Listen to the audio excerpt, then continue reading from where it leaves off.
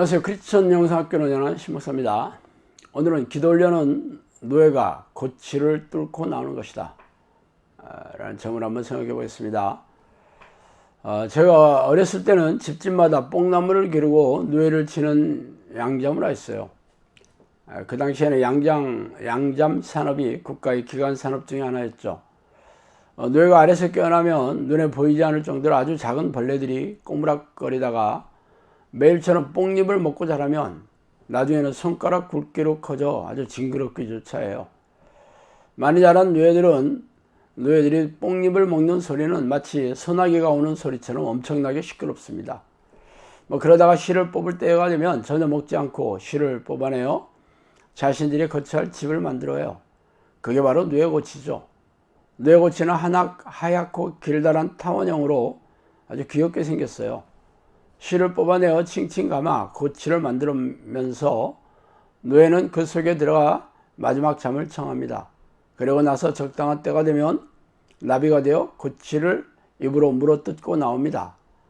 고치는 수많은 실로 칭칭 감아 무척이나 단단하고 튼튼해요. 그 고치를 나비가 입으로 조금씩 갉아내어 구멍을 만들어 밖에 나와야 비로소 자유로운 나비가 되어 창공을 헐헐 날아다닐 수 있습니다. 한번 생각해 보세요. 자그마한 나비의 입으로 튼튼한 고치를 갉아서 구멍을 낸다는 것은 참으로 힘들고 어려운 일입니다. 그러나 구멍을 내지 않으면 밖에 나갈 수 없죠. 밖에 나가지 않으면 안에서 죽어 썩게 되겠죠. 구멍을 내야 비로소 나비가 되어 날 수 있는 것입니다. 성령께서는 기도훈련이 바로 노예가 고치를 뚫고 나오는 것이라고 말씀하셨습니다. 그런데 현대교회에서는 기도훈련을 시키지 않고 기도훈련이란 말조차 무지해요. 그냥 기도회를 열어 자신이 원하는 요구사항을 주구장창 외치는 게 기도라고 가르치고 있죠.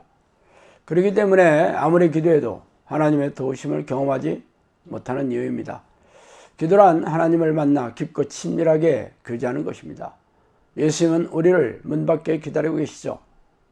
그래서 우리가 문을 열면 들어와 같이 먹고 마신다고 하지 않으셨어요? 예배의 마침으로 축도를 하는 기도문에도 성령의 교통하심이라는 거 얘기하잖아요. 교통이라는 말이 헬라어로 코이노니아라는 뜻인데 교제, 사귐이라는 말이에요.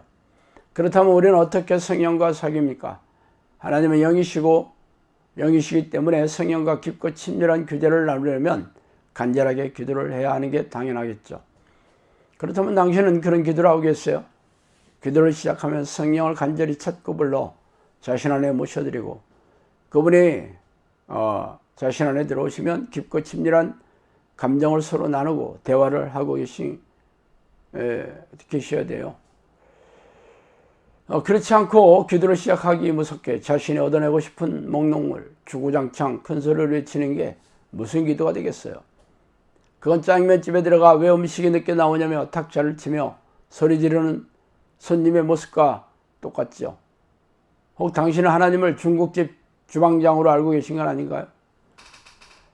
왜 성령께서 기도 훈련을 마치 노예가 고치를 뚫고 나오는 것이라고 말씀하셨을까요? 하나님을 만나는 것이 실로 어렵다는 것을 말씀하신 거죠. 제가 처음에 성령이 내주하는 기도 훈련 시작할 때 많은 사람들이 의아했습니다. 아니 기도를 열심히 하면 되지 무슨 기도 훈련이 필요하냐는 그런 것이었어요. 그동안 한국교회에서는 기도 훈련이란 말을 들어보지 못해 그렇지 기도 훈련을 한다고 하니까 무슨 이단이 아닌가 하는 의혹의 눈초리로 바라보기 시작하기도 했습니다. 왜 기도 훈련을 해야 하냐고. 그것은 하나님을 만나는 게 어렵기 때문이죠. 그렇다면 당신은 기도할 때마다 하나님을 만나고 계세요? 물론 그렇다고 생각할지도 모르겠지만 그래서 성령이 있으니까 예수를 그리스도로 믿고 주일마다 교회에 나와 예배를 드리는 게 아니겠냐고 생각하겠지만 그것은 절에 가서 예불을 드리는 자는 부처가 마음에 있고 그 땅에 가서 기도만 하면 산신령이 죄다 마음에 들어와서 살고 있는 것과 같아요. 그렇게 생각하는 것과 뭐가 달라요? 희생적인 신앙행위나 종교의식만 하면 하나님이 들어와 계신다니 지나가던 개가 배꼽을 잡고 웃을 일이에요. 그래서 제가 항상 그 말의 끝에 되묻는 것이 있습니다. 성령이 자신 안에와 계시다면 성령이 안에 계신 그런 증거나 능력과 열매와 변화 그런 게 있냐고 물어보고 있어요. 그러면 대부분의 사람들은 꿀먹은 벙어리가 되기 십상이죠. 그렇다면 왜 기도 훈련을 해야 하느냐면 하나님을 만나려는 사람들은 귀신들이 하나님을 만나는 것을 집요하게 방해하기 때문이죠. 그들도 입으로 주여주여하고 형식적이고 율법적인 기도를 하며 자신들이 원하는 목록만을 외치는 사람들의 기도에는 귀신들도 관심이 없어요. 그러한 기도는 하나님과 상관이 없는 기도라는 걸 잘 알고 있기 때문이죠. 그러나 성령이 내지 않은 기도를 하기 시작하면 귀신들도 초비상이 걸려요. 그리고 이러한 기도를 하지 못하게 하려고 하나님을 만나지 못하게 하려고 집요하게 방해합니다. 기도할 때마다 잡념이 들게 하거나 두려움을 주게 하거나 몸을 아프게 해서 기도를 방해하고 주변 사람들 특히 직장 상사나 남편 가족들을 마음을 부추겨서 기도를 못하게 합니다. 그리고 다른 곳에 관심을 돌리는 환경을 만들어 기도를 못하게 하죠. 저에게 기도 코칭을 받는 사람 중에 교통사고를 직접 당했거나 가족이 교통사고가 나는 사람들이 아주 특히 많아요. 가벼운 교통사고지만 환경이 바뀌면 사람들이 기도의 끈을 놓게 되죠. 대부분의 사람들은 귀신의 능력에 대해 거의 알지 못하지만 귀신들은 놀라운 위력을 가지고 있어요. 사람들의 생각을 읽어내는 것은 물론 틈을 타고 머릿속에 들어와 생각을 조종하고 마음을 움직여 좀비로 만들어요. 그래서 성령이 내주하는 기도 훈련을 시작하면 기도를 하지 못하게 하는 수많은 사건들이 생기는 거죠. 그래서 왜 기도 훈련이 필요한지 조금씩 이해가 갈 것입니다. 훈련이라는 것은 쉽지 않기 때문이죠. 군인들이 전투를 잘하려면 갖가지 훈련을 받죠. 왜냐하면 총을 잘 쏘고 적을 잘 제압하는 임무는 힘들고 고되기 때문이죠. 그래서 국가에서는 천문학적인 국방비를 마련하여 병사들을 훈련시키고 첨단 무기를 구입하고 또 월급을 많이 주는 거잖아요. 전쟁이 일어나면 국민의 생명이 위태롭고 국가가 전망의 위기에 놓이기 때문이죠. 이처럼 기도 훈련은 해도 되고 안 해도 되는 것이 아니에요. 귀신과 싸워 이기면 편안한 삶과 행복한 영혼을 누릴 수 있고 영원한 천국에 들어갈 수 있지만 귀신에게 져서 속고 살면 불행과 고통 속에 살다 유황불이 이글거리는 지옥에 던져질 수밖에 없기 때문이죠.